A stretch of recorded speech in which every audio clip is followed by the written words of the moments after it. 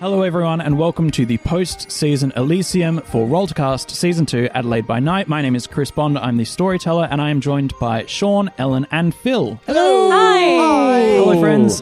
In this episode we are going to be talking about your feelings about the game.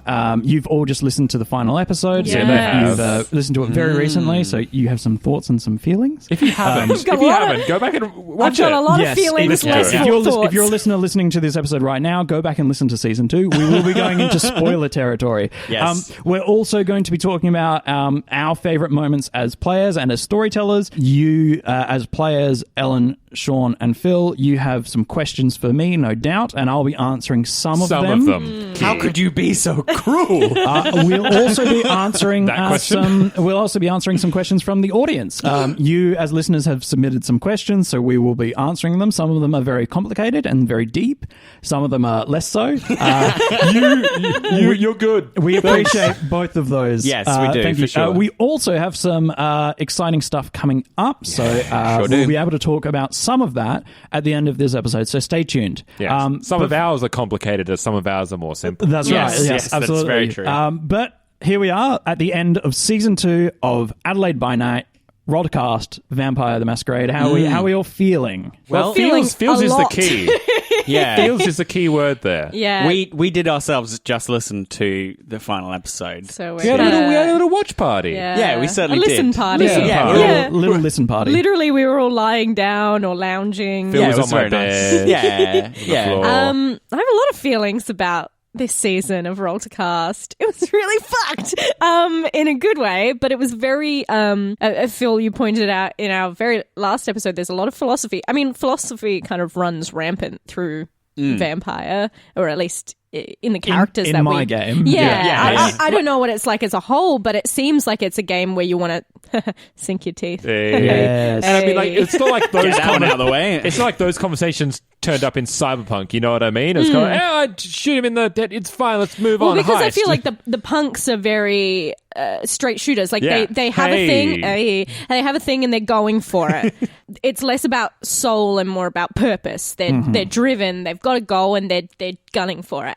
Sure. Whereas, Yeah. like the vampires, it's like why? What are why are we here? Yeah. And what meaning is there to unlife? And the whole thing about losing, like, your humanity is something you can explore in Cyberpunk through, say, cyberpsychosis. But it's such like a fundamental part of Vampire. So I've been told. Because this is literally the first time we've all played it. And like that's the thing that's been hardest for me to reconcile, which is me going, I can never play like that again. No. Because now I know. Well, things. I can because I'm a dumbass. So anything I learned about the world of darkness, I've immediately forgotten. So like listening What's to a this, Lasombra? like listening to this podcast has been a bit of a treat because I'm like, yeah. I don't remember that. Don't remember any of that. Don't remember that. So let's jump right to the end. Keen listeners will have heard Ellen a little bit tearful at the end. Which is a Go new fuck thing yourself. entirely. Ellen, you had a pretty strong emotional reaction to your first game of Vampire the Masquerade. Yeah. How are you feeling now?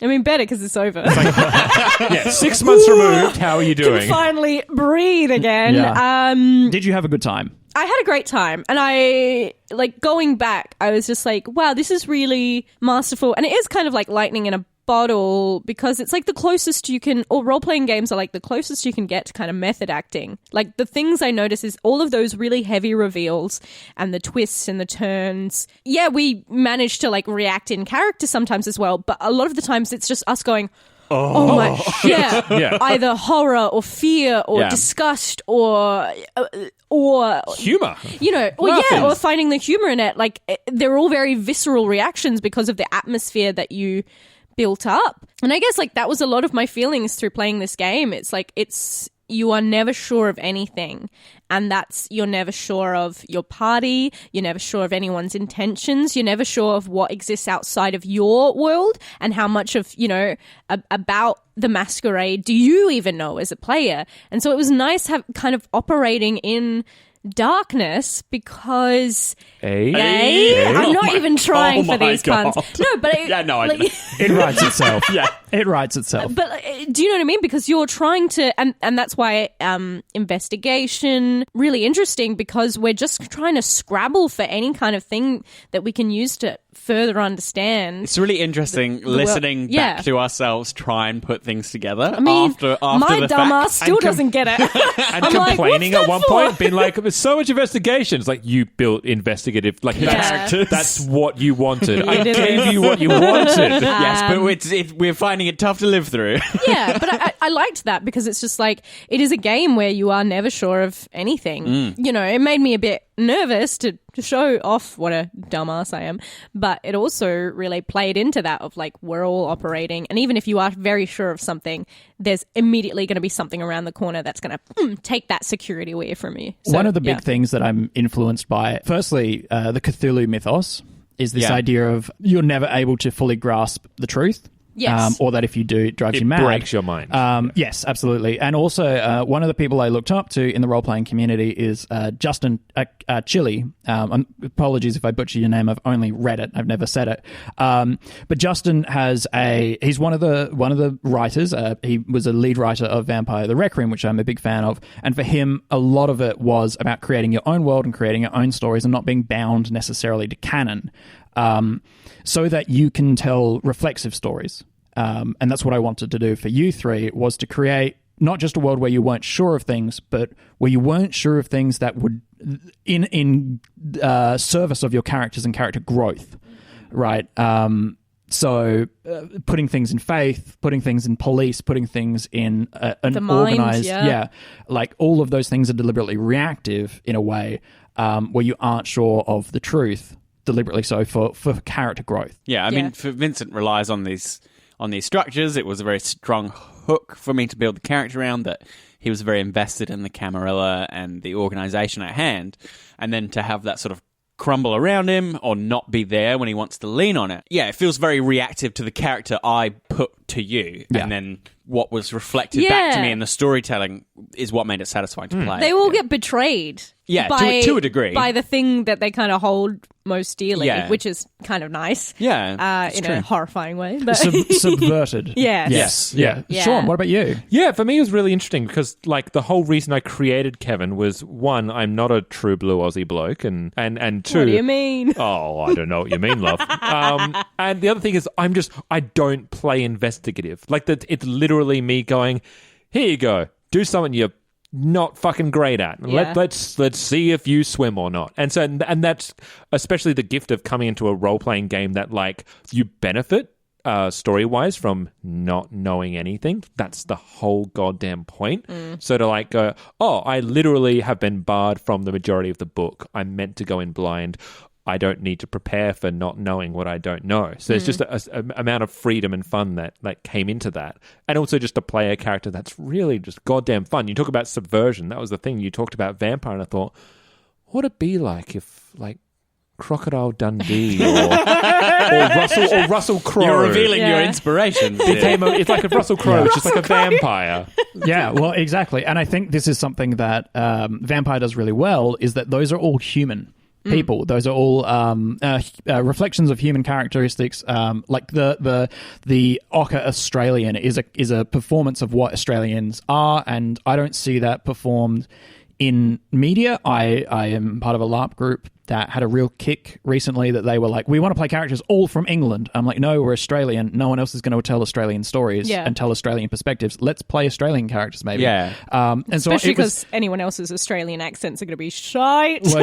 But also, no one will understand what it is to be Australian, and I think that's a fundamentally unique perspective to take on a vampire character. So I was really excited when you made Kevin. I was super Kevin's excited. exist. Like, yes. They totally exist. Yes. Oh, Yeah, for exactly. sure. Kevin's maybe sort of only a slight exaggeration. I would say he's maybe like in terms of him being a cop, and he feels a little bit like a TV character, but not an outlandish one. I mean, not even to very me. I know a lot of... I mean, that's just me as a British person then. I know a so lot obviously of I'm wrong. middle-aged blokes Well, there you go. who are Kevins.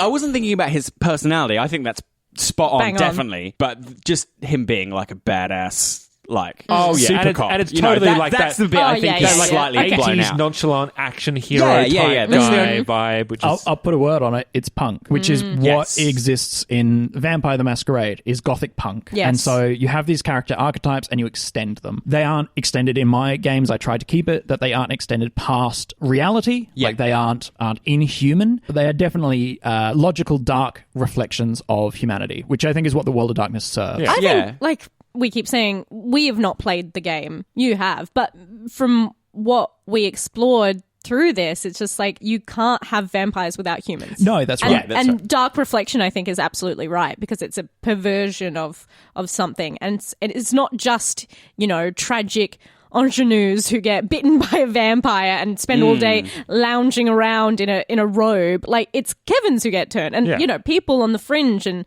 anyone could be a vampire if they are embraced. Fuck yeah, start as human, because the whole point of vampire, you'll get to inhuman. Yes. You will get there. Yeah. It's fine. So all World of Darkness games, I've played a little bit more World of Darkness, and they all have this central tension about holding on to something that's slipping away. So like Changeling has mundanity. You've been taken away to the Fae, and when you come back, you have a look into the fantastical, and it slowly drains away from you. And vampires are trying to hold on to their humanity, in a Wraith trying to hold on to your sanity, and they all have that central tension. Yeah. And so you're right, you have to start with the human archetype and then desperately And then claw get to hold away. on to it during Yeah. the game. Yeah. And you'll find players are sometimes quite cavalier about that in the beginning, and then they realize how much that costs them later on, because it has a system cost as well, which I think is really important for systems to marry into their settings.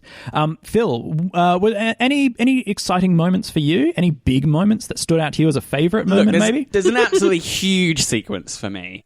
So you gave me this kind of a bit of a gift, essentially, in terms of on the acting side of things, by giving me the paranoia, right? Which just gave me this extra hook to roleplay around, and I felt like I was really in the character and really embodying it, and that was great. It was really wonderful. The derangements, paranoia, the influences of the Malkavian's haven have clearly rubbed off on you. You are not sure who to trust. Isabella not knowing who the Sabbat is, who and where this Bruja came Emotionally from. costly and quite tiring, but it's work. It's fine. It's fine. That's, we say in the theatre, you got to leave a bit of yourself on the stage. And I felt like I was leaving bits of myself all over the microphone. Try doing that as a LARP for 6 hours. Yeah, I know, it's crazy. Disgusting. Yeah. So, but it all culminated in the point where we didn't know what's happening. We go back to my haven. We're super paranoid. We don't know who to trust. Well, I'm super paranoid. Don't know who to trust. We think Isabella's haven's compromised. Yeah. We've got this crazy Malkavian with You think us. I'm like colluding with Sam? This is what I'm getting to. Phil was absolutely 100% convinced that you, Ellen, Yes. and Chris had got together before the game, and that you were part of the Sabbat conspiracy, and that was going to be the big reveal. I was literally laying awake last night thinking, I bet she's playing something with Chris. She's playing something with Chris. She's gonna fuck us all. You're such gonna fuck us all. such a paranoid boy. But it would be so good. What? What? Beware the pyres. Is that your kind of thinking? Yes. And then you just fist bumped. Yeah. And I was 100% convinced that was what's going to happen. I was like, it's genius, but I hate it. Phil, I love it. You Could can't still. I mean, yeah. Sure, yeah. We could be playing just a long con. Super long con. Yeah. But yeah, that was huge to me because I was genuinely like... It affects you as a person. Yeah, Phil I was- was like, there's oh a my bit- God, they've done this to me. There's a bit where you hear Phil scream, and he's a little bit away from the mic because Phil is pacing the room. He's pacing the room back and forth. He did not stay in his seat the entire time. No, and it was all part of the atmosphere that you had conjured, and that was the point where I think it sank most into me and the role playing. And I don't think I've ever done that in a role playing game before. Get that kind of lost in the moment. I think the best thing about that, at least from my experience, when those moments happen to me when I'm role-playing, is that I don't have to think about choices as That's a player. right, yeah. Is that it's all instinct. You're just like, okay, I do this then. I do Yeah. this then. I do this then. There's no second guessing. You're not trying. You're not in your head. Like when you first start driving. You're Oh, God, consciously yeah. thinking about Yeah. every choice, where the gas pedal is, where the brake pedal is. When you get into it and you're right in the moment, it's just instinct and it just takes over. And it's nice as well because I guess paranoia is something that's very reactive. So everything that you're is happening around you, you're now super aware of it, and things that you would just pass off as gameplay or conversation is now something that's against you. And It's all part of the grand that was really fucking engaging and difficult to work with, because then I was like not sure what your fucking game was. You can hear it. It's in the episode. It's in the Port Anchor Hotel when Kevin gets up just to, because he's gonna scope out the other end by walking to the bathroom, and he's like, his idea is to see if any eyes follow him. Yes. And Phil is like, oh, where are you going? And I had this pang of shut the fuck up inside. I was like, just piss off. Yeah. I'm going to, I got viscerally annoyed. This is going to be the whole game. Why do you have to go at all? There's another door next to there. Safe to say that that's a room we might want to be checking out. Go and have a look, Kevin. Try not to be suspicious and come back as soon as you see anything. Not happy, but I sit down. He kind of shakes it off a bit. He's a little bit annoyed, but he chalks it up to Vincent gonna Vincent. You guys aren't gonna like this. It's not going away. Good fucking I God. thought you're just looking for you've got some other motive, Oh my or God. not even that, but your own you're going to be so paranoid that you are going to completely turn against everyone, and it'll be impossible to reason with you because you're just that Yes. paranoid. So it was kind of spooky, honestly, in a game where you can't trust anyone, to have anyone that you can trust slowly turn on you, or use your motives against you. I thought both of you had something going on. I'm just a fucking bruiser. We just get angry. I'm like, This is exactly it. I think, Sean, it affected you in a way that it didn't affect Phil, in that your response just then was what a bruiser would do, which is to get angry. I am a bruiser. I'm just like, I'm not going to be conspiring to do shit. I'll just react in the moment, and if you piss, just Anger, the first port of call. Yeah, I mean, beautiful. I do feel like our clans are totally suited to each of us, which is great. Well, Ellen, you What and I do were, you mean? Ellen, you and I were literally discussing earlier. We all were What do you mean? about how you find it uncomfortable when animation style is bad, and that's exactly what it's about. It aesthetically hurts me. Yes. I take damage. needs to be beautiful. Sean, what about you? What are your favorite moments? Oh shit. I mean, the easiest one for me is the Taylor reveal. Is the moment. It was my kind of reactionary moment where the second that you said, "Oh, me, I'm Taylor," I got goosebumps, and I just kind of ran comical. I'm like, I know what happens next, and they me? don't. Yes. My name's Taylor. Lovely to meet you, Taylor.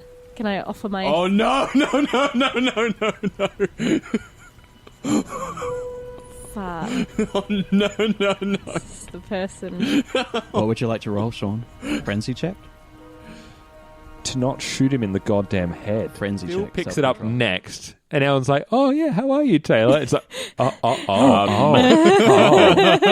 I was like, "Is this where my character dies?" Yeah. Because I don't think I I'm think we going to were be able all to win thinking this. about that as well. Just it was a moment of, oh, fuck, how are we going to contain the beast? How are we going to keep the peace? How are we going to either stop you from trying to kill him or stop everyone in this room trying to kill us? Yeah, because we have this dynamic where Kevin's like the muscle, right? And Yeah. he's the one we rely on to keep us kind of physically safe. Yeah. Because we're both sort of diplomatic Yeah, characters, yeah. and then our safety goes off the fucking handle. We're like, uh oh. Yeah, but then it's also not only is he the muscle, he's also the baby in that. Oh, that's we're true, meant to yeah. be tasked with... Protecting him. Yeah, And essentially. not by much, No. which is the outlandish thing. It's like, what, you're only 6 months to a year ahead of me? Yes. Based on the demo was all about Vincent Meeting. Masters getting Release. becoming Yeah. released. Yeah, from a fledgling to a neonate. Yes. I got my terminology correct. As Tremere would probably call him bound, and now he is unbound. Unbound. You could just get a shiver. Yes, Tremere do love the acting terminology. Oh, the of course they tying up. fucking- Yes, no, I thought the that's internal structure. course they So that's fucking an do. example again of me. It's not subverting. It's subverting expectations, but it's also revealing a further knowledge. Right? I could have created Taylor to be this awful character, this nightmare antagonist, but by having them come across as a reasonable, presentable character, it changes your dynamic relationship with them and sets up a different sort of conflict, one which is internal rather than external. Yeah. The question is not, how do I kill this character, is, should I kill this character? Yes. I really like that resolution. I thought it was fantastic. Yeah. Because we're setting up from the beginning, it's like, this Taylor, I'm going to get him, I'm going to kill him. And you're like, oh gosh, this is going to be a cool confrontation. And the actual resolution of it turns into this kind of bittersweet father-son moment. I thought that was fantastic. And it comes that thing as well. It's like, you both as DMs know that like my shit is reveals and like incorporating backstory and the stuff that you can like pop in that just like give that kind of, it just buoys up the characters a little bit more, gives you that jolt of electricity. Like, that shit's great. And so like, because I had fully accepted the fact that I thought that Taylor was just going to be this presence that was named but never seen. Similar into the demo where Jack says, oh, yeah, Taylor, I know who Taylor is. Oh, it doesn't matter. I'm like, oh, okay, it's going to be a dismissed thing because the end game is if Taylor and Kevin meet up, all shit breaks loose. Yeah, and that so derails everything. Yeah. When to drop it in as well, which becomes like the fun of it. Yes. Yeah, that was a really interesting from the hotel The Anarch movement, yeah. The reveal of Taylor. That I just remember the end of that. It was this really interesting feeling of everything slipping away, or this cohesion we had as a unit is very fractured. And that was the episode where the hairlines in it seemed to be most apparent to me, like revealing themselves. It wasn't that we were all immediately separated, but just that instance of we've all got our own things that we hold near and dear to us, and none of us really have any reason to trust each other. We just have made this kind of compact with each other. Yeah. And it was just, I noticed that too. And if you listen in the episode, I think I push you to go to the Ward Z. Yes. I noticed that, and I knew as a storyteller with quite a few years up my sleeve. Well, under my belt. What happens is everyone says that they're going to go in for the night. Yes. And then I say, yeah, I'm happy to drop you off, because I was like, well, Kevin wouldn't go to sleep. He would just... Yeah. Why wouldn't you go on? If you've asked to drop him off, he'll drop you off and just go without saying. This is the thing. Like Kevin just pretty much says, "I'm happy to drop you off before I head to Glenside." Heading to Glenside. Sam and Chloe's there. That's the next port of call. Kevin? No time like the present. You have exerted yourself. And so that's exactly it, is that the logical, reasonable action is to call it night. It's sort of the Dungeons and Dragons after every rest, after every fight, long rest. Yeah. Fight, long rest. Fight, long rest. And that's the kind of game system, practical. But what it does is it creates shattered narrative. And also, if you'd have gone home as characters individually, you would have reconciled outside, and then you wouldn't be telling a cohesive story. You would be telling 3 individual stories. Yes. And at that point, with how far your characters were along, I wasn't totally sold that we could do that just then. Oh, that's nice. I feel smart for absolutely. noticing a lot group. of these things happen intuitively. You feel sort of looked after when that happens. Like the storyteller has you. Don't worry, I got this. I can steer you in the right place. Yeah. Curiously, Chris, do you have a favourite moment from Well, the I was season? about to ask Ellen, and then Well, fuck me, I guess. and then absolutely ask me that Ellen, question in a really. second. No, fuck Ellen, I guess. Because you, Wow. yeah, Ellen. It's because I piggybacked off yours. that's what I think. Yeah, that's right. Ellen talked. What about you? Hey, Ellen, do you have a favourite moment? I have a lot of like favorite kind of moods and themes with the episode. Like this is not like necessarily a moment, but I really loved reading auras. Yes. I don't know if there's a correct way to do that in the world of darkness, but like my idea was just like I'm just going to try and interpret it the way green is traditionally it's a life color. The darker it is, the more decay I sense in it. It's kind of like a forest. It's something that it's like the world spinning, so it's the good and the bad, and kind of like the idea to control both.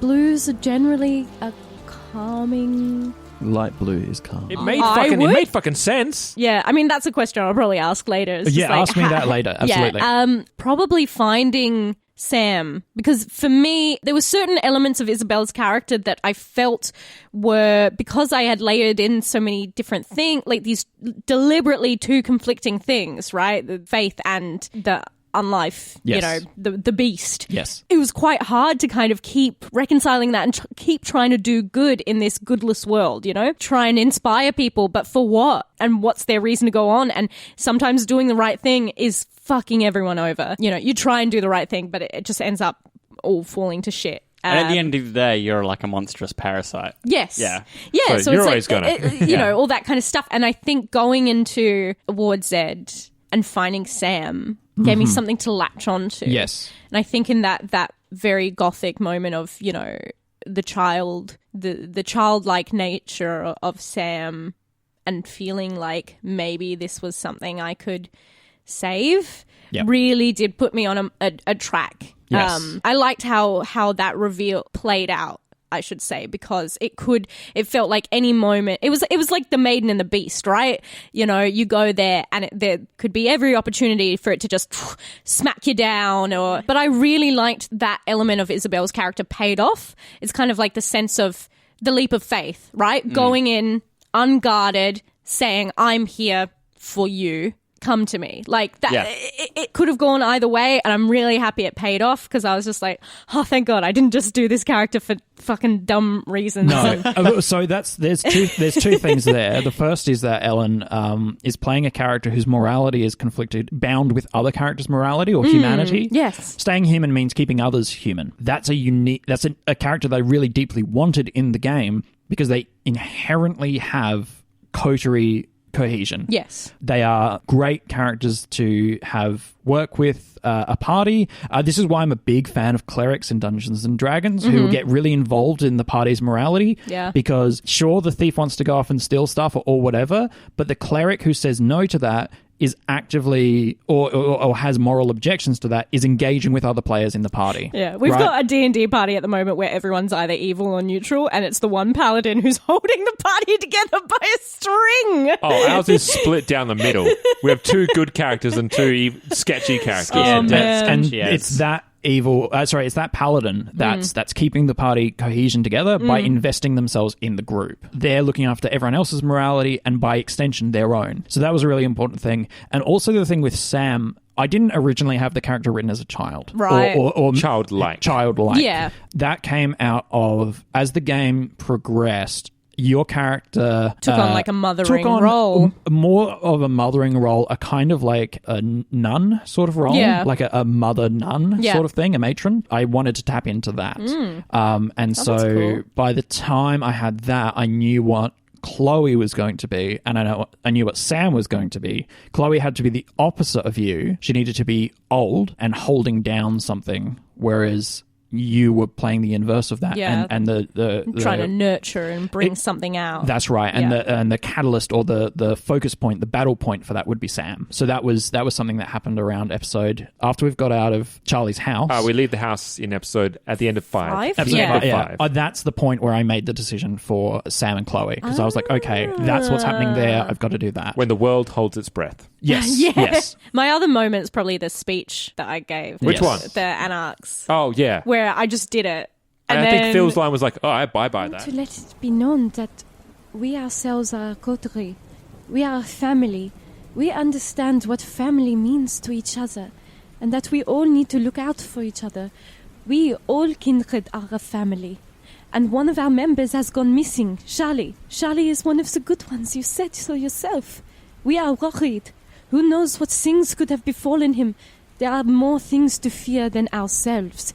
And we need to work together, please. Yeah, and I had no points in persuasion. It was just like, oh shit. Just give it to her. Just give it to her. It's great. Yeah, absolutely. Yeah, just the power of role play. Yeah. Well, and this is the strategy for good role playing is to do a thing, not try and roll a thing. I talked to this guy and okay, well then roll this rather than I'm going to sneak in. It's like okay, well then roll stealth, right? It's I find some shadows and I cloak myself in them and then I start slowly moving down the corridor or something like that. Okay, well roll stealth and I'll make it. You've described Easier. it, Yeah. Probably because and I'll probably make it easier because you've described it so well. I don't have to.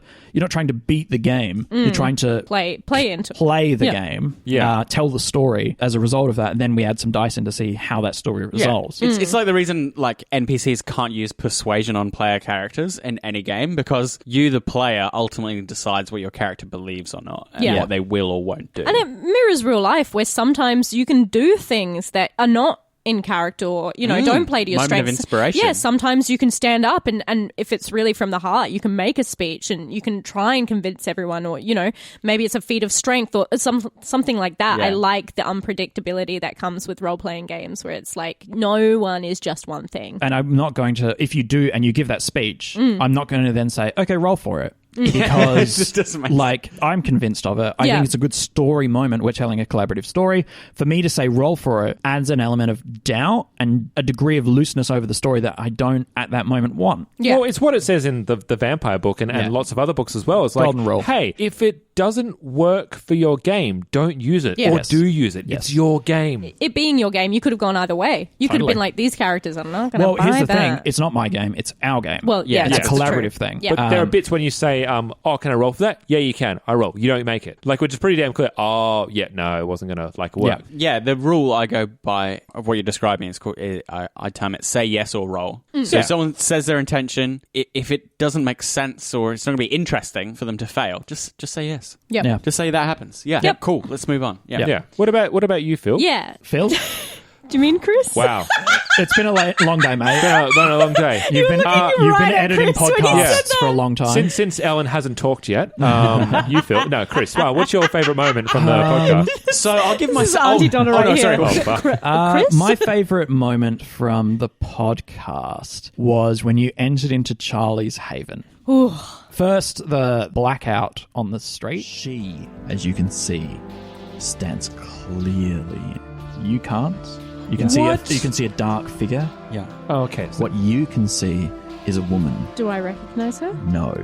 She has dark features, Mediterranean maybe, a black ponytail, a tight leather jacket, a black t-shirt perhaps, maybe a black business shirt, black pants. Oh, and yeah. The The sombreros. I mean, who's to say it was? Oh my god. Who's to say it was? Fuck right off, Chris. Yeah, I mean, sorry. Joan Shepherd. Yeah.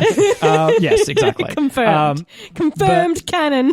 But you guys going into the backyard and finding that pit, and then going into the bathroom and finding that bath. It was the first time it started to sink into us the kind of existential horror, the Lovecraftian kind of elements. I think that's when it first hit us. Yeah. My favorite thing to do as a storyteller and as a writer generally is to present things with an absence. And the absence is filled by the audience's or the player's imagination, and that will always be scarier than anything I can come up with. Fucking mattress. Here's a pit Yeah. with a severed finger, and it's 6 foot by 6 foot by 6 foot. What do you think happens? What do you think it is? That whole, because I was kind of like reversing today, going from the back and like, Yeah. I was like, do I remember certain details? Like, is there anything I've forgotten? And I just remember the whole investigation between episode 4 and 5 being really fucking compelling because we're just scrambling in the dark and like all those things that You've got no frame of reference. No, because it's just like most investigations, like it's clear that it's an investigation story. Like it's a cop drama or it's a blah, blah, blah, blah. There's a body, you find the blah, blah, blah, blah, Yeah, blah. yeah. Finding a pit with fucking A finger. remains and a bathtub full of blood and these Greek mysteries and myths. What do you link to what? Do you know what I Yeah. mean? You feel like fucking Charlie Day going, I don't know, anything could be related to anything. With Why characters not? that are not meant to know. Like for Kevin, it's like, okay, this is literally my first foray Yes. into anything vampire related. This could be fucking anything. Here's the thing, is that all of those things tell you that it's an investigation story. Yes. That's a horror story. But it doesn't tell you how. Exactly what I mean. Like, there's no thing to hang all the clues off. There's no set way or kind of clear direction to start connecting all these things, which I think makes it all the more compelling because it's not just like, oh, I know where this is going. Because Yes. it could go any way of 5 different directions and you're none the wiser about any of them. It's that point in the whodunit or the investigative story where everything opens out and there's like more clues in front of you that you could possibly hope to make sense of. And then as the story goes on, which bits are relevant become clear. Say, for instance, Knives Out, right? Yeah. Right at the beginning. Spoilers for Knives Out. Spoilers for Knives I mean, I'm really just going to talk about the beginning, the opening. Spoilers for the beginning of Knives Out. Spoiling for the beginning of Knives Out.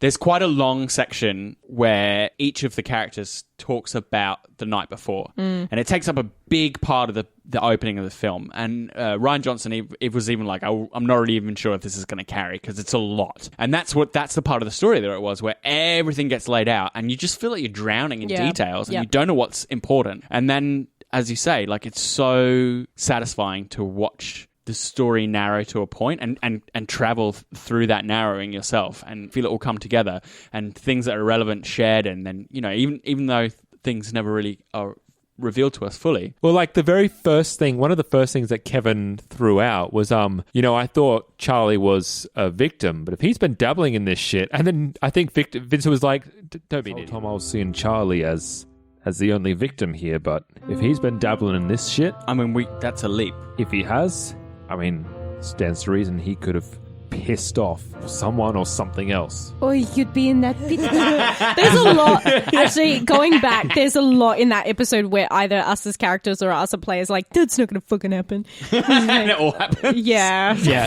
Another 12 Egg or 15 on our episodes faces, later. yeah. We have to get to our fans' questions in a bit. But before we do, do you three have any questions for me? Yes. Now, Yes. obviously, I can't give away all the secrets, but I can give away some. I have a very easy question for you. Sure thing. What are the things you did where you had to call audibles or just had to work off the cuff because we did something? I asked Phil this last time. Like, that's a what good did we question. do that fucked with what you were going to do, and then you had to call Everything. an audible, Everything. or something went completely not the way you planned? Because you can plan for eventualities, but there's just a point where I went, well, that's exactly not what I thought you were going to do. The biggest one that stands out is capturing Sam. Oh, yeah. Sam being captured, I had no idea you were going to do. Because that was just luck, wasn't it? I was persistent. I was like, used- power, Yeah, speed, yeah, speed. you just kept chasing him. Sean had his character activate 2 powers, which effectively describe what he wanted to do. And if I'd said no to that, there would have been no point in him having those stats on his sheet. So in fairness to that, kind of being bound by what's the story Sean wants to tell, or the powers that his character can, I had to go yes. I had no intention of doing that, and it turned out to be really fun. But that absolutely was a moment where I did not plan for that. I did not plan for you capturing Sam. I planned for you to get his little game earlier on. Do you want to say what the game is? Because I know what the game is. Did anyone figure out the game that Sam is playing?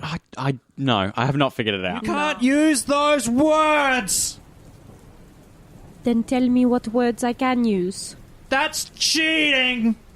Those words come from close. It's Marco Polo. That's why you can't use those words. The only words you're supposed to be using were Marco, and he would have responded with Polo. It was obscure as fuck. You weren't really supposed to get it. Can quote someone unquote. describe what I'm doing You're right rolling now? your eyes heavily. You're rolling your whole body. Your whole body is rolled. Undulating. You weren't really supposed to get it, but you were kind of like supposed to interrogate that a little bit Right. more. You'd be rewarded if you did get it. Sort Yeah, of thing. absolutely. Yeah. It was a shot in the dark kind of thing, but also it was a moment for you to interrogate. I can't imagine doing the rest of that chronicle without Sam. Well, here's the thing, is that there's another way to solve that, and that's to use your powers, and Ellen didn't use her powers, which is Auspex, which Yeah. allows you to pierce obfuscate, which means you can see the unseen, That's how you saw the Sombra. Yeah. which is how you saw the little Sombra, and you didn't roll for it in that.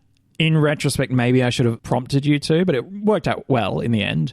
But yes, I was banking on you using that, because his obfuscate powers are quite weak comparatively. On that, my Yes. question Yes. is, did we make any absolute complete blunders? I I don't wanna hear can tell you this. one were straight you just up. like those idiots? Yeah. How do we not Episode get that 2. pointing to your teeth means fucking vampire? In the beginning, walking away from the From Tony. Yeah. plot character was Before we have all the information we Walking away need. from the inciting incident. yeah, it was one of the most nerve-wracking things I've ever experienced as a DM ever, or as a storyteller ever. And I've run a game for 50 people in a LARP, and that moment there was more nerve-wracking, where I was like, what How do we get back on? what do I do? How do you plan on starting? I've got eyes and ears where they need to be. You leave it with me. You've clearly asked me for a reason, so how about you let me do my job? Seems to be an unorthodox request, so we will do it in an unorthodox way. Okay. All right. You shouldn't really care about our methods. Results will speak for themselves.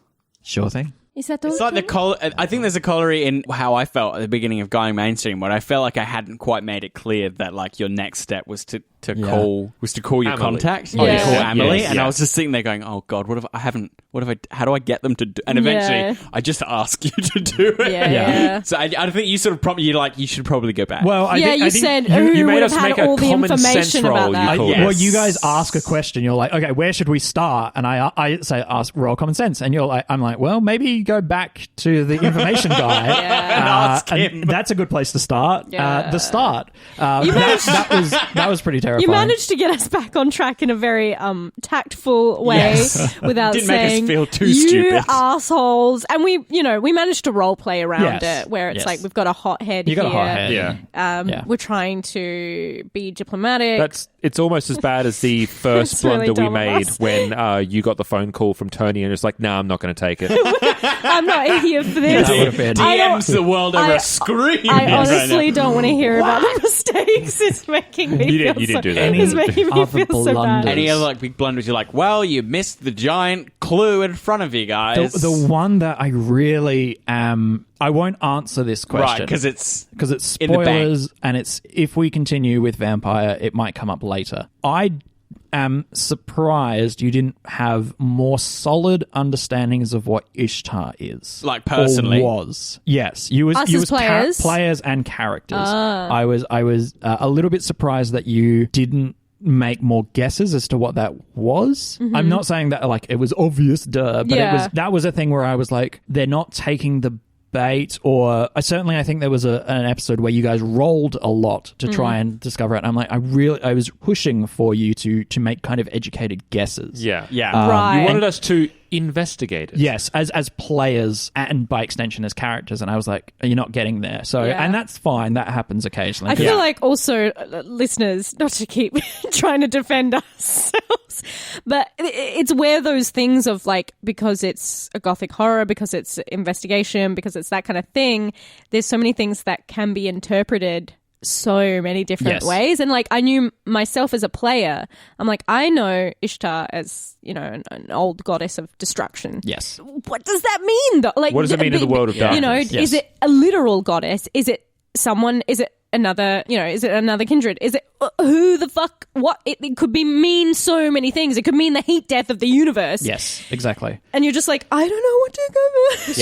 Yeah, there is a real tendency to make you overthink things when you get into the atmosphere of Yes. the game. And when you're in those overthinking moments, when you're paralyzed by choice or paralyzed by I'm not sure what to do, the answer for a lot of players is, and it's counterintuitive because it's not what the DM usually wants, but it's what you lean on, and I do it all the time as a player. You roll. You go, I want an occult roll. I want to investigate roll. I want a persuade roll. I want an academics roll. I want to use my character sheet to solve this because I, as a player, can't. And what the DM is prompting you to do is to try, fail, and then roll in that order rather than I want to roll my way out of this because I feel uncomfortable not knowing, and I don't want to look like an idiot by coming up with something that's wrong. Hey man, we're not afraid to look like idiots.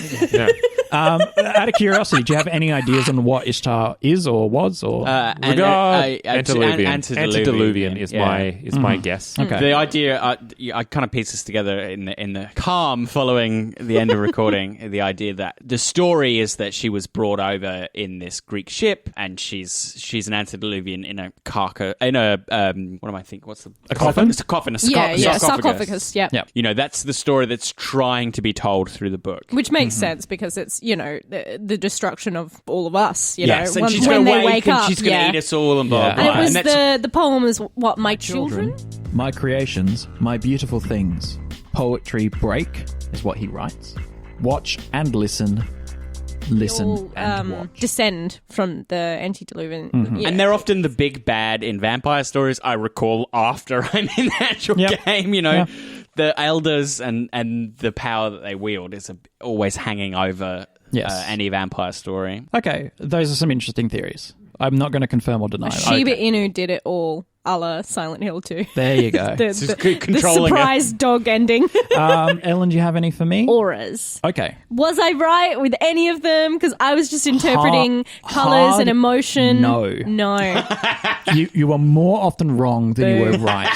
What a useless power. Now, some DMs or storytellers me out there, dirty. yeah, they might legitimately be being like, Chris, you've done her dirty. Did they give you a color chart? Yes. Oh, you fuck. No, I liked it the way I did it. Well, I deliberately came in with that intention because of your sire having that we only Hidden had things from you. so many hiding things from you. Yes. We only had a certain amount of time to prep, which meant that I didn't want a lot of, well, your sire would tell you this. Yeah. Well, your sire would tell you this. Well, you know this already. Well, you know this already. Yeah. Well, you know this already, and backtracking. And so a way to solve that was for Phil to have a sire who was very domineering, and for him to know a very specific area of kindred society. Tremere take their time slowly raising their child and developing their skills. So you know about the Camarilla, you know about the traditions, you know about the Tremere. Yeah. Everything else, who gives a fuck? Yeah, because we're Tremere. You're insular, you look inwards, Yeah. you are self-affected. For Sean, I had him abandoned by his sire. And New to town. And for Ellen, I had you as an estranged, not just by your sire, but Yep. kind of by the clan general. And so this made it more easy for you to kind of discover that sort of Yeah. stuff. I might give you the chart come if we do season 2. As your You've character. learnt a bit Yeah, more. exactly. Can I ask, was I right about any? Do you remember? Very few. Very, very few. In fact, man. I was. Can you name names? in the episodes, I think I'm actually like shocked at how often not only did you get them wrong, and this isn't like How wrong you Okay, are. all right. We didn't come here to judge me. I was surprised at how often what you and your quite reasonable interpretations were the opposite of what's presented. Not just wrong, Interesting. but like diametrically opposed. Okay. You'd be like, oh, this color has like this kind of tone and has this kind of like color history and color theory behind it. And Yeah. I'm like, yeah, that makes sense. That makes sense. I agree with all of that. And you're But like, it's wrong. and you're That's like, wrong. it's cyan, and that means all of these, and it's like Yeah. a sea breeze, and that's kind of like a soothing, and it's Yeah, like yeah. red hot rage, and I'm like, What the fuck? but I'm sure that's. I tried my best. It was just one of those things. Let's jump to our fan questions. We have one from Dennis Higgins. Who, firstly, Dennis, thank you very much for laughing at my XX book joke. I thought you would get that. That's my little Easter egg to all the vampire fans out there. Just to Dennis. And anyone who's a fan of some old Malkavian books. I might tell you that. Actually, I will. Would you like to hear this? 'Cause Sure. It won't affect you. Do Yay! you guys remember in the game how Sam talked about book XX? It's the screams of vampire players around the world going, oh my goodness, I can't believe I was once this naive. Bible? XX, page XX Bible? Maybe? Page 10, XX, 20 of what? What books did the Tremere- Malkavians... there was Dante's Inferno. There was the Bible! There was a Bible! Bible, Oh, I've just said that. There were Bibles and Dante's Inferno. I surely have copies of both of It them. looked like the 20th book of the Bible. Oh my god, and we the all whole- went crazy over it. So do you yeah. know what page XX is? 20. No. Oh, that's wrong. It's a placeholder? It is a placeholder for when the an book hasn't editor been is nailed down. putting together a book, because obviously a book hasn't been formatted. So turn to page XX. It means that the pages haven't been set, and they will be once the book is edited. White Wolf made, the publishing company of Vampire the Masquerade, made a whole bunch of mistakes where they just left those in occasionally. Yeah. But all the time, it's turn to page XX, turn to page XX. And in the Clan Malkavian book, there is a page XX. Oh, right, they did it Because on they're purpose. mad. Yeah. And they Okay. know the secrets and they know the answers. Nice. And it's a blank page, and that's page XX. Nice. So it's a That's Malkavian clever. in joke. Oh, right, that's clever. I like Which that. is sometimes they'll just say stuff to mess with this. But that's the fun little Easter egg, which you guys hyper fixated on, which Thanks, is Malkavians. a lot of fun. Super fun. Love Yeah, that. right. Love that for us. So Dennis asks, I don't know if I have a specific question, but I am curious at how it was built. Was it built as a chronicle or just a story? Do you wait until you have the characters done that you wrote it, or did you have part of it done before the characters? So I'll answer this. Only you can. Only I can. This was written primarily after the players had made their characters. I had a general idea that I wanted to set my game in Adelaide. I've been playing World of Darkness games in Adelaide for a while, so I kind of know what sort of stories it lends itself to. It's an isolated city. It's a city which has a big river running through it. Mm-hmm. It's a geometrically organized city built by a man, Colonel Light. So it has geometrical mysteries to it. You can tell like mage stories about how the city is actually like one big pentagram or one big like geometric ley line organization, and it's a conduit for all like supernatural energies, all of that sort of stuff. It's also super conservative in It's the grand very scheme of things. conservative. City of churches. It's a city of churches, yeah. it's a city of got murder. a gothic feel to it. So there's lots of stuff there. It's a city. It's a free city. It was the first city of Australia which didn't have convicts That's settling why we it. feel so fucking So superior and there's snotty. lots of different stuff that I knew I could draw upon, and so I had those kind of ready to go.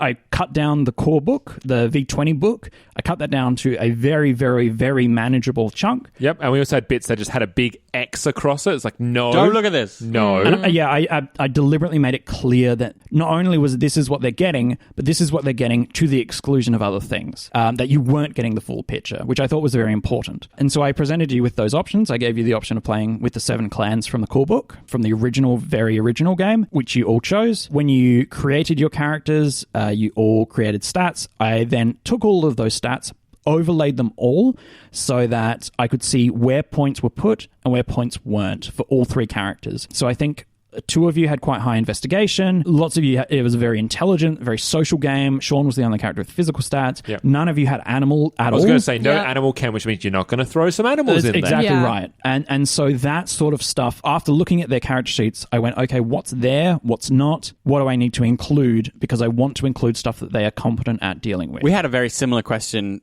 put to us when we talked about going mainstream in the afterwards. And it's a very similar approach to me. I think it's particularly the right approach when you're doing this sort of writing for a performance Yes. and before something's recorded. I mean, if you're building a D&D campaign that's going to go on, like maybe it's not as important that you tailor the story around the characters as much. You know, it's going to go on for a long time. There's going to be a lot of various challenges. But like you say, you look at the characters that you get given and what you talk about pre-season, about what you want to do, and you shape the story around what everyone wants to tell. That's right. And I think games lend themselves to different styles of storytelling. Dungeons and Dragons tells its story often through conflict and through combat. An easy way to look at what sort of game you're about to start playing is to look at the character sheet and see how much space the character sheet is dedicated to things like social, things like mental, things like physical combat. Gear. Discipline, supernatural powers. Backstory. Yeah, exactly. Allies, Yeah, contacts. yeah, all of that. And so if your sheet, like Dungeons and Dragons has a sizable chunk of it all being about combat, damage, health, dealing how much damage, all like different combat styles, then you know that the game is largely about combat. Yeah. And so the story will be facilitated through combat. Now, it's not going to tell you exactly what sort of story you're going to be telling, but it will tell you how that story is going to be conveyed. With White Wolf games, all the 3 of those things are equal. So we only had 1 or 2 combats in the whole game? We had one combat that was done cinematically, which was when Kevin goes full Bruiser. Yep. And then we also had another cinematic one in the demo, Kevin going full Bruiser. But then the only time we used the combat system was at the very, very end. Very end. And it turns out, it's not an anticlimax, but it turns out when the time for violence comes, our opponent, our nefarious opponent, begs and pleads Because and it's a political scrambles. game. Yeah. It's oddly enough reminded me a lot of Richard II. Oh, yeah. Because that whole Shakespeare play is purely Gothic and Shakespeare? No way. but it's purely political. Do you know what I mean? Like, and you have these these 2 characters who are dueling with power and their words and whatever. But when crunch comes to crunch, it doesn't take that much to kill someone. It doesn't take someone to take much to drag someone away screaming. What about the other part of that question? So did you envisage it as part of a larger chronicle, or was it just kind of this story that you kind of... I always envision it as part of a chronicle because I think that if you create a story with a beginning and end as a writer, that's completely fine because you're the arbiter of that. But when you're collaborating with other people, you as a general consensus need to come to an end. And I wasn't sure how that would happen. I kind of knew where I wanted this section to end, but I didn't want you to approach that as if it was the end, if that's clear. That makes sense. You don't approach it with finality. So because who knows? That's right. So I deliberately set out as a chronicle. I created 50 NPCs for the city. I created a whole bunch of stuff for the game that never got used, which is absolutely great. But yes, so I approached it after the players gave me the character sheets, and predominantly with a sense of creating it as a chronicle with long-term ability to drop in, drop out, partly because I want the players to feel as though the characters aren't thrown away at the end of the story, but partly like because that can happen. Oh, we're getting towards the end. It really, our characters live or die. It doesn't really matter. We're coming to the end of the story, but also it'll give it a more holistic, well-rounded world. And I think the important thing as well, because I think we should, I'd like to be able to acknowledge the work that he did. The Easter egg is because we mentioned him once in the demo. There was going to be another player. There was going to be Paul Goodman, who does our music, and he had a Malkavian player set up, and it just turned out due to time constraints we weren't able to put it through. But I remember when you were talking to me, Chris, you said that at that point the story was potentially quite different. Yeah, the story was radically different. I was I had very different understandings of where things were going. Not bad, but very different. And yes, so it's very tailored to the players. Speaking of the players, I've got some questions for you guys from a friend of mine, Caleb. Caleb asks, "Hey, Caleb, where did you get the inspiration for your characters from?" Let's start with Phil. I guess this is maybe going to be a bit of an indictment on myself. He's like a dark reflection. I was going to say, it's you, isn't it? Yeah. He's probably some of my worst... Ooh, big one. Sorry, he's probably some of my worst tendencies. He wouldn't have even turned his head away to sneeze. No, he wouldn't. He wouldn't have definitely buried his head in his crook of his elbow, which you should all be doing when you sneeze. So he's an academic. That's the kind of life I could have possibly have gone into. He's a literature professor. That's what I studied. Oxford grad. Yeah, I wasn't going to say that, but thank you. Thank you. Yeah, Thank you for doing it for me. Oxford grad. We have an Oxford grad on our podcast.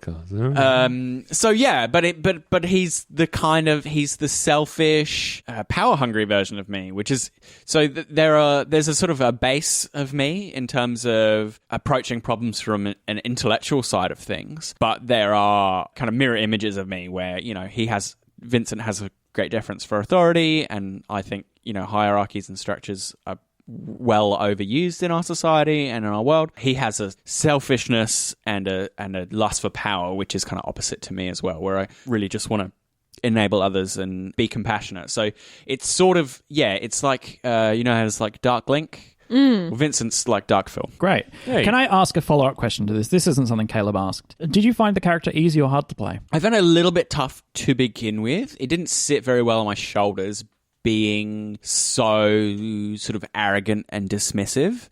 And I think he was a character that had a lot of stuff bound up and really held really tight. And I found that quite hard to kind of keep all those layers in mind.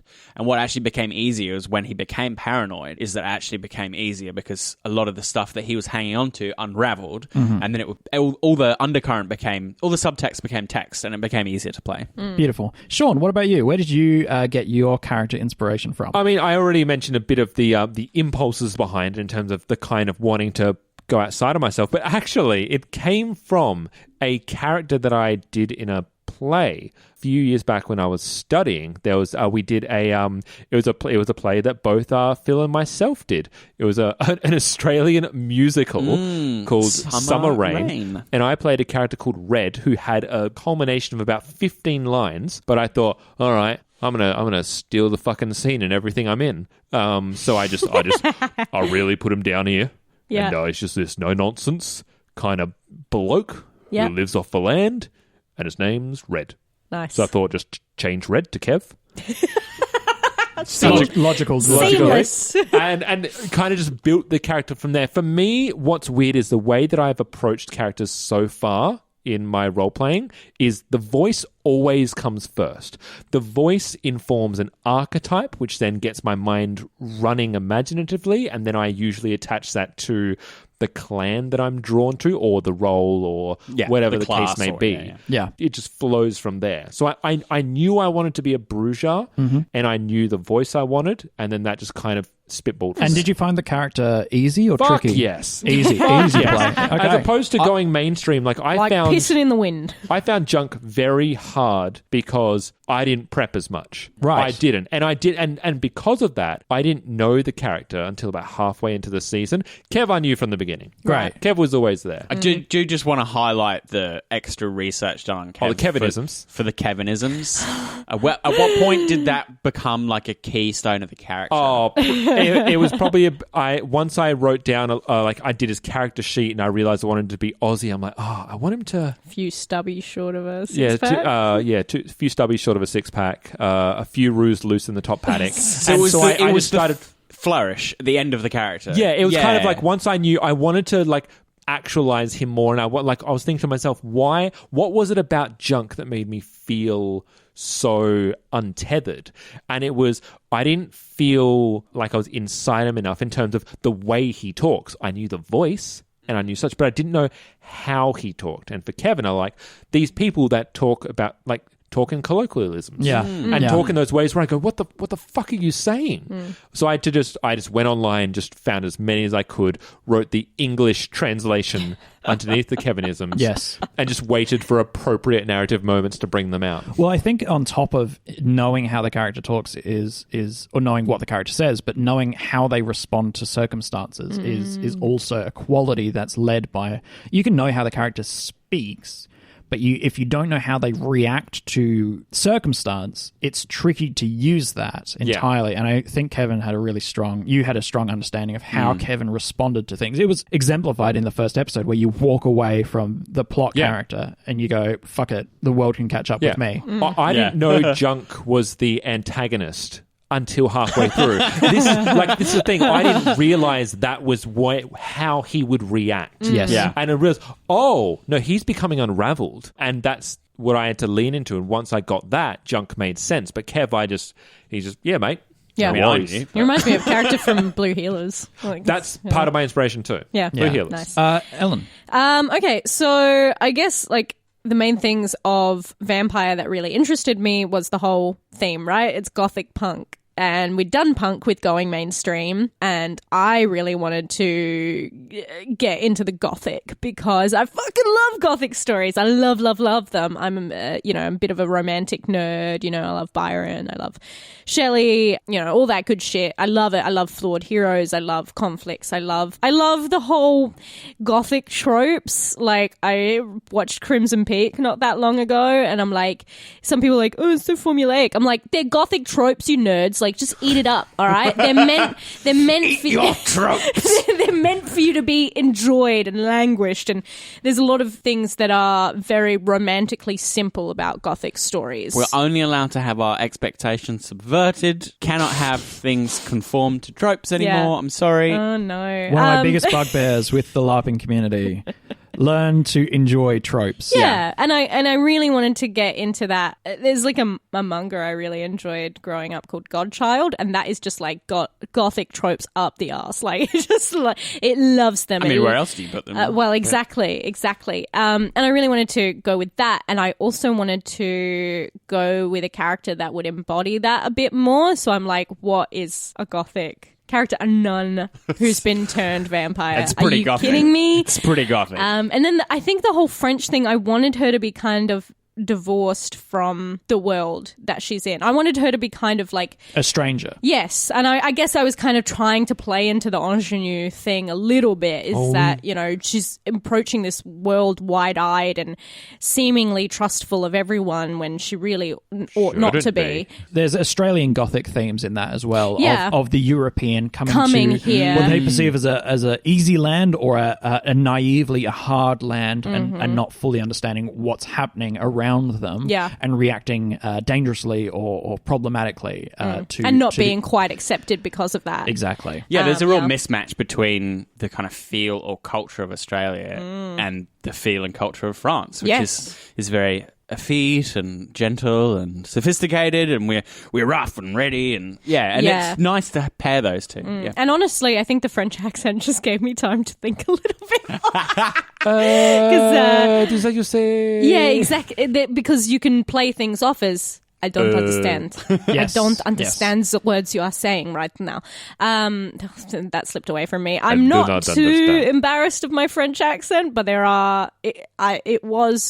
were moments when it was quite hard to role play through. Like, Listen, did you role play with your teeth in all the time? I think we can forgive. We can forgive a little accent no, drop. but there were just certain things that I'm like, man, this is a fucking stupid accent to pick when there's so many khs in there. I love that you had that accent and you had to say Toreador. Toreador. Do you know what I mean? Or like even coterie. So hard to put that in there. And so many nasal sounds. I know. And I really, man, I struggled. But I hope it was okay. Did you Don't at me enjoy if it playing wasn't. the character? In a horrible way, yeah. In a way that's my whole experience, the whole recording. Yeah, it made my whole tummy hurt. Yeah. I think I enjoyed it in a horrible way. Yeah, because it In was like a roller coaster way? Yeah.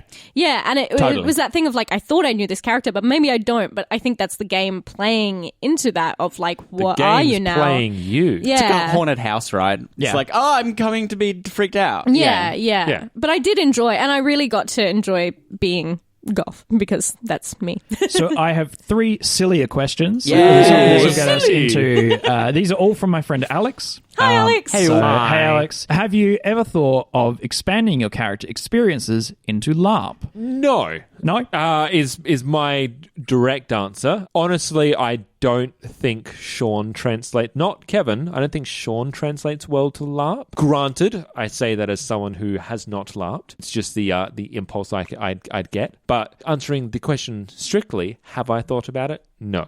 I have thought about it mainly because you, Chris, have asked me. There are bits of it that make me a bit squeamish, mainly because it sounds very similar to improv, and improv makes me nervous. I just Yes, and. like, do you know what I mean? Like, there's just something very nerve-wracking about improvised things because you don't know what the agreement is, and the whole thing that even makes me a bit nervous about Roll to Cast is because we are trying to craft a story through somewhat improvisation, but we have a structure to fall back on. We're all collaborating together. We know each other. Whereas sometimes when I watch improv with people, I want to crawl out of my skin and fucking die. Do you know what I mean? Because it's just like, who's agreeing with who? What's the yes and? Sometimes you need someone to know but you and they just won't. Or sometimes you need someone to yes and you and they don't. And it you know, can go so many crazy situations. I mean, I like the idea of it, you know, because there are moments where we are just, I mean, we're sitting down, but when you would... Embodying it, yeah. When you really wish that you maybe were standing up at a table and making a declaration, or there's something fun about that. So, I don't know. Maybe. I'm in sort of a maybe, and just to wank off a little bit here, all over everyone. Oh, I think, you know, to expand, we have a shared understanding of dramaturgy around our table, where we've performed together. Some of us have performed on stage or together, Directed each other, and we build these stories collaboratively. So part of what we did in the run-up to our very first season, and we've done similar things, is that we sat down and we put a big sheet of paper out and we went, what does cyberpunk mean to us? What kind of story do we want to tell?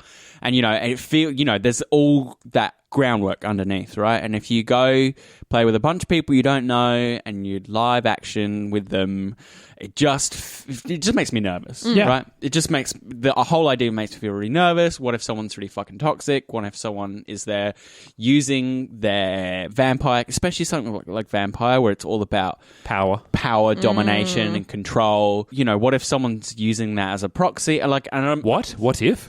Yes, you know, and how does that work? Is it icky? How do we get out of that situation? It just makes me really nervous. Yeah. And I know, like, good LARPs have things in place to stop that sort of thing happening, you know? Absolutely, they do. Because it's a big risk. Yes. But those are the risks that come foremost to my mind. So I have thought about it, but it's not something I'm rushing out to do. And I think, Also, I'm a hermit. That's the other reason for me. I would, I mean, would I love to do more dress-ups as these characters? Yes, please. Yeah, for sure, because yeah. I love embodying that. I love bringing those characters to life in that way. And, like, one thing I would love to do is, like, you know, see more things that are refined versions of role-playing, right? So, like, maybe it's you do a role-playing scene and then you're like, fuck, that was a really powerful scene. I wish we could, like, cut through the dice rolling and blah, blah, blah. And what if we just, like, filmed that, you know? Like, that would be really cool. Scripted and filmed it. Yeah. So if you're a LARPer out there, what I reckon, I just sincerely... No offense to anyone. No, We're just no. like, yeah. What I recommend is celebrate the positive experiences experiences. Get on Instagram, get on Twitter, get on Facebook, post the positive experiences that you have LARPing, celebrate them, talk it up. If you want people to join your hobby, this is the barrier you've got to get over, right? That people are naturally nervous about it. Yeah. The barrier is us. The follow-up question to that, do you think, I'll ask you guys this, you three, you can answer this. Do you think Chris is going to come back to LARP? Sean, Ellen, Phil? Yeah, he's dying to, I think. Yeah. In some way, shape, or form, yeah. Yeah. I mean, he's- why he's- did you ask yeah. me otherwise? Yeah, he's do you prompted want to us. do LARPing? Because I'm not gonna. Yeah, he's asked us a couple of times, hey, you want to LARP? You wanna LARP? So Hey. he's definitely going back. Yeah. Yeah. We'll see. That's that a yes. means yes. Well, we've been having some discussions, and There you go.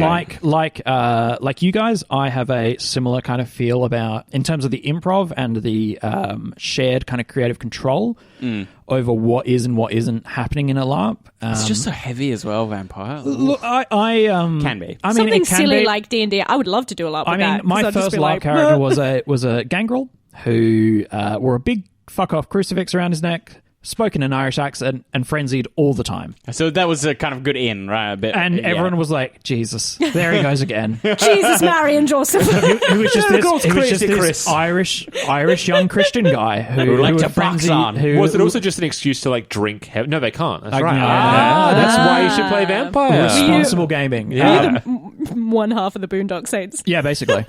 It was chaotic and fun and silly, and as the character got more established, I became more serious, but it was a lot of fun. It's positive experiences I've had some negative experiences, but you have that with everything. Yeah. I'm sure you guys have had on stage positive and negative Oh, yeah, for experiences. sure. There you go. You heard it here first, Alex. Maybe. The answer is maybe. Hot maybe to all of the above. Yes. Now the last one is one. the silliest question of all. Okay. Hit me. This is to all of you. How hard do you praise Kane? Oh, just really hard. Me as a player or I mean, the up to character? you. Every night when I wake up from my sateen-lined coffin, Yep. I just sing Praise Kane. Praise Kane. As My someone wife who, is very weirded out, but Yeah. someone who was raised in a Seventh-day Adventist primary school. Probably a lot. I don't I know. feel Praise me- Kane the hardest. I feel, that's I right. feel Praise me. Kane hardcore. I feel me, Ellen praises Kane. I feel Isabel would feel that Kane was unfairly punished, maybe, and that as a good Christian, the role is because Kane is still loved, right? Kane is still beloved by God. God gave. Maybe. Well, I mean, like according to Christian myths, not Sure, not yeah. necessarily. From what she knows, Yes. God loves all their children. God gave Cain a mark so that no one else could hurt Cain. And Yes. like, I feel like there's something in there where it's like, we are all children. Does that make you sense? made a Yes. silly question very Oh, intelligent. sorry. I wank Praise, to Cain every night. Is that better? Way better. praise Abel. Praise Abel. Yeah, where's Yeah, the if love he's for a- Abel? Where's the love for Abel? If Where's he's the a- Abelites? That's what humans do. Yeah, it's kind of unfair that's of what God to kind be do. like, hey, Cain, I forgive you. And Abel's just dead being like, oh, excuse me. what? Excuse me. Literally over my dead body. I don't forgive him. I don't agree. Look, and that's all the questions that we have right now. But if you'd like to ask us any more questions about the season or about what's upcoming, you can email us at babybeardmedia@gmail.com. You can go to our Twitter, babybeardmedia. You can go to our Facebook, babybeardmedia. Instagram, babybeardmedia. If you want to target one of us specifically, not for harassment, hopefully, I'm at Scruff, SKKRUF. Well, all our stuff is in the links below. yeah, that's true. That's And true. Do I'm that. at Just- Slurl. I don't know. It feels nice to say. Yeah, it I'm does. at Slurl. Ellen? I'm EllieBean96. I'm not on Twitter because it's a hellhole and I do not want to be part of it. It is the Blue Hell site. Yeah. Ellen is on Instagram. I am on Instagram. And I am on Twitter. I am Bonding Chris. You can ask us questions there or through the Baby Beard Facebook page or anywhere, really. The last thing is, well, that wraps up season 2. Hey! Which means that we have a season 3 coming up. Oh, boy, do we. Now, Very due to some excited. reasons, we can't tell you what that is.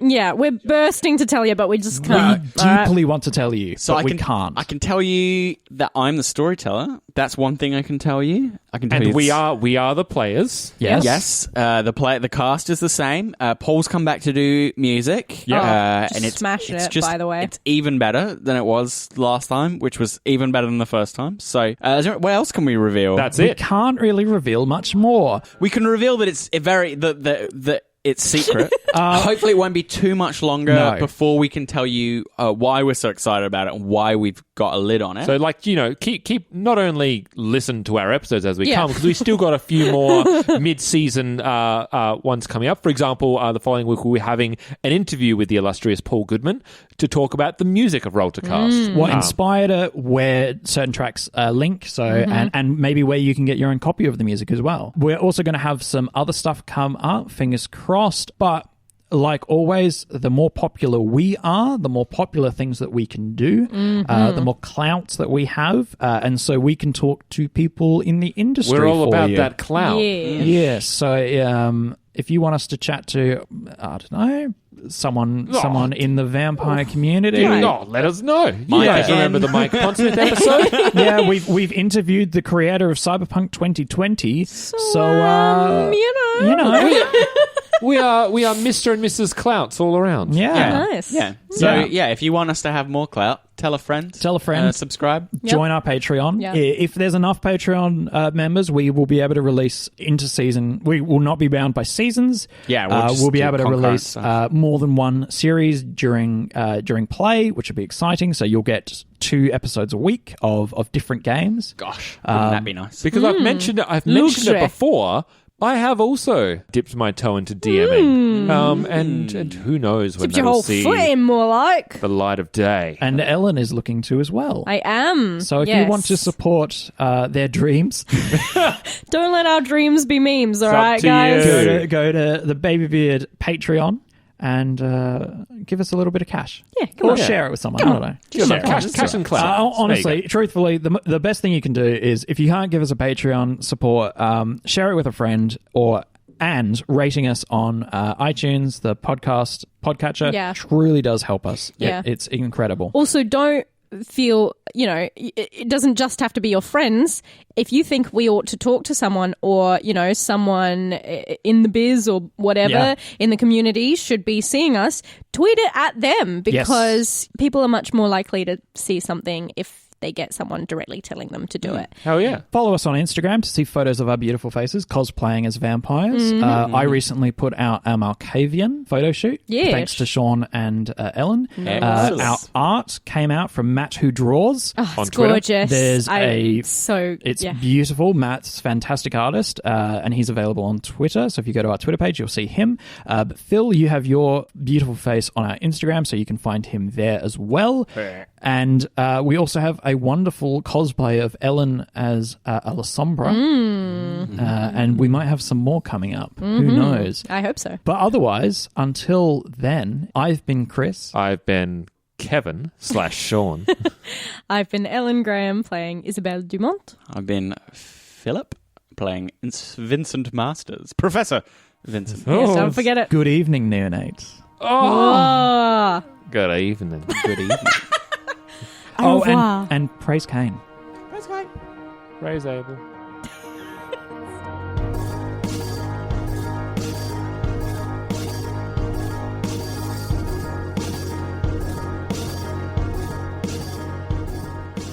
Adelaide by Night is a Babybeard Media production. Find us on Facebook, Twitter, and Instagram. And all our podcasts are available on Spreaker, YouTube, and all good podcatchers.